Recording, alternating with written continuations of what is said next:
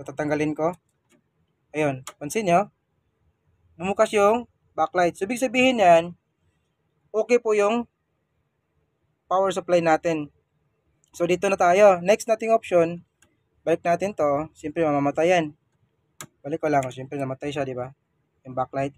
So, next natin, para malaman natin kung buo yung kanyang mainboard, ito yung next step. Tatanggalin natin tong LVDS cable na magsusupply din sa may T-con board. So, tanggalin ko lang ha. At abangan natin dito, kung bubukas pa yung backlight niya. Ayan, sa may butas na yan. Tinanggal ko yung LVDS cable. Tingnan natin kung bubukas yung backlight. Yun o, pansin niya bumukas yung backlight, diba? Ayun o, sa may kabila. So, bumukas yung backlight. Matapos natin maihang yung LVDS cable na papuntang T-con board natin, bumukas po yung